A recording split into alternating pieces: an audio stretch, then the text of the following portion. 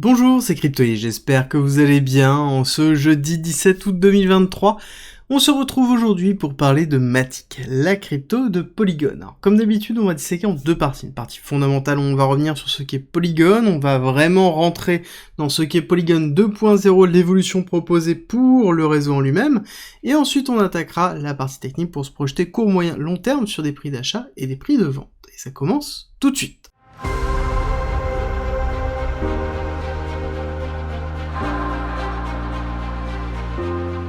Avant de parler de Polygon 2.0, on va rappeler ce qu'est Polygon à l'état actuel. Donc c'est une blockchain qui est une sidechain, donc une blockchain qui tourne autour d'Ethereum sans être une layer 2. Historiquement, c'était ce qu'on appelait un plasma, ça a évolué en tant que sidechain. C'est une blockchain qui est EVM compatible, donc dans lequel on peut porter des applications qui sont Solidity, donc qui sont en Ethereum dessus, et avoir à côté des très faibles coûts et justement graviter autour d'Ethereum dans lequel on va avoir systématiquement une synchronisation, alors périodiquement, pas systématiquement, mais périodiquement une synchronisation avec Ethereum pour valider en fait les différents éléments.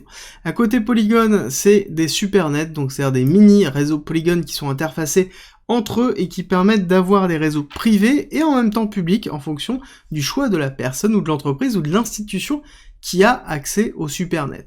Ce qui est aussi très important au niveau de Polygon, c'est que suite à la cassure et à la chute de Terra Luna, ils ont cannibalisé beaucoup d'applications décentralisées et beaucoup de protocoles. D'accord, il faut comprendre que c'est plus de 35 000 applications décentralisées, donc on arrive dans quand même quelque chose qui domine le marché, et ils ont aussi dominé le marché par des achats massifs en 2021, notamment une société qui s'appelait Hermès, dans lequel ils étaient leaders sur les Zero Knowledge Proof, et notamment un Zero Knowledge Rollup qui est apparu par la suite, qui s'appelait donc Hermès, aussi, et qui a donné naissance il y a peu à justement il y a un an, l'annonce qui avait été faite il y a un an sur leur ZKEVM qui est rentré en production au début d'année, dans lequel on a une véritable layer 2 globalement à Ethereum avec un ZK Knowledge Proof qui est vraiment solide.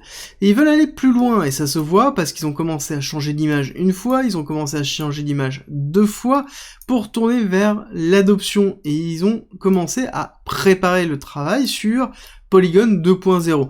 Cette value, donc vraiment la couche de valeur d'internet pour aller vraiment très loin. Et c'est le principe même de ce Polygon 2.0. Globalement, c'est une refonte totale de comment fonctionne Polygon et l'intégration du ZK Rollup dans Polygon. Ça veut dire qu'on va avoir quelque chose qui va se structurer de cette façon-là.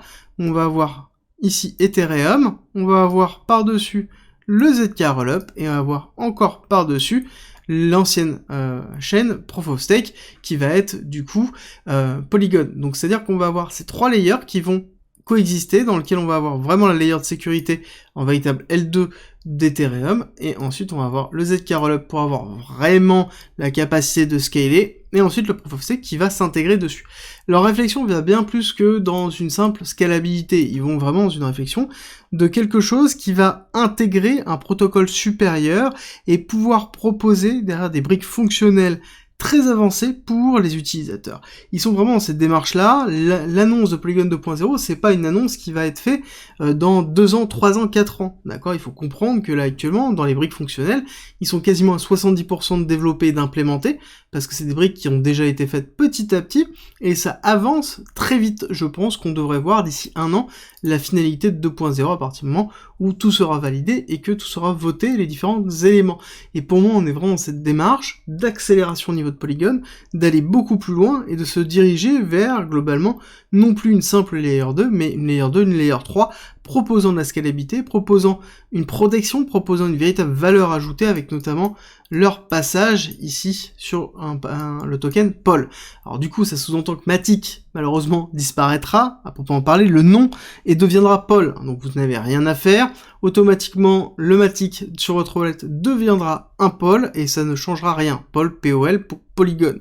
Du coup, on se retrouve sur une schématique où le pôle sera utilisé pour plusieurs raisons. Classiquement la DAO pour la gouvernance, mais aussi pour le stacking et la protection, dans lequel on voit que ça va jouer sur la protection des supernets, donc de l'ensemble des supernets qui vont être effectués, et ça fait partie des protocoles qui a le plus de supernets actuellement et qui continue à en signer, vraiment important. Ça va servir à la validation du ZKEVM, donc ça c'est intéressant parce que historiquement ils avaient dit que pour l'instant c'était de l'Ether qui était utilisé, bon en l'occurrence ça va être du POL, bon je vous cache pas que là il y aura toujours à un moment donné de l'Ether qui sera acheté par Polygon pour valider après de son rollup vers Ethereum. Et ensuite on a le Polygon ici Validium qui va être effectué, donc qui va être la couche de ZK, d'accord? Donc on voit bien que ici on a bien le ZK qui va être le Validium, donc ce qui va permettre de valider les rollups et les transactions sur Ethereum, et on a le Proof of Stake qui va être en fait globalement tout ça, d'accord? Donc c'est vraiment leur nouvelle architecture, en tout cas personnellement je trouve ça très bien construit, très bien implémenté, ce n'est pas déjà une simple idée, c'est des choses qui fonctionnent, et on voit qu'ils vont très vite, je veux dire Polygon depuis 2021, ils vont à une vitesse grand V, et ça ne s'arrête pas, à chaque fois qu'on pense qu'on a déjà vu et qu'on va temporiser, on réaccélère et on va encore plus vite. Et c'est quelque chose qui est vraiment très important et très intéressant à suivre sur ce protocole, même si on a un petit changement de la tokenomics au niveau du pôle. Je vous avais déjà fait une vidéo dessus, je vous invite à aller la regarder, c'est la dernière vidéo que j'ai faite sur Polygon où je vous explique justement la tokenomics qui est liée là-dessus, où je vous ai même fait les calculs d'inflation pour vous donner vraiment une perspective sur les années à venir, où vous voyez que c'est relativement faible, donc on a quand même quelque chose qui est vraiment très fort. Pour moi, les véritables inconvénients, ce sont que, là, actuellement, on est en train de se restructurer. Alors oui, on est en train de s'appuyer sur le ZK Knowledge Proof pour rentrer dans l'Ethereum, mais ça sous-entend toujours qu'on est dépendant d'Ethereum et qu'on a toujours cette surcouche qui est en Proof of Stake, qui est relativement complexe, sur Polygon. Donc ça veut dire que ça, on ne l'a pas transformé, on ne l'a pas modifié. L'autre point négatif, c'est que on pourrait avoir l'arrivée d'une nouvelle technologie dans laquelle Polygon ne serait pas capable de pouvoir se réajuster, d'accord? Là, actuellement, ZK Knowledge Proof, ils ont géré parce qu'ils ont acheté une société directement intégrée en même pas 1 an et demi directement à la tech. Est-ce qu'ils vont être capables de faire ça pour chaque technologie qui va sortir, qui va être révolutionnaire? Parce que ZK Knowledge Proof, vraiment, est une forme de révolution au niveau de la validation. Est-ce qu'ils vont être capables de faire ça? Ça va être la grande question. Alors, en attendant de pouvoir répondre à cette question, on va surtout attaquer la partie technique. Si je retrouve le graphique à un moment donné, voilà, la petite partie technique dans laquelle on a quand même pas mal de choses, parce que Polygon, c'est intéressant, c'est un protocole qui existe depuis longtemps, dans lequel on a notre très grosse accumulation structurelle qui est trouvée ici, accumulation qui a donné naissance, en fait, à un cycle haussier qu'on a connu en 2 temps, avec la première vague de 2021, la seconde vague de 2021, et ensuite la cassure baissière qui s'est effectuée. Ce qui est intéressant de voir, c'est que Polygon, et notamment Matic, a accéléré alors qu'on avait un BTC et globalement l'ensemble des autres cryptos qui étaient en train de décrocher. On avait une macro qui était en train de décrocher sur le mois de décembre, ça n'a pas été le cas, justement sur Polygon, alors que tout était en train de décrocher, Polygon et Matic ont arraché à la hausse.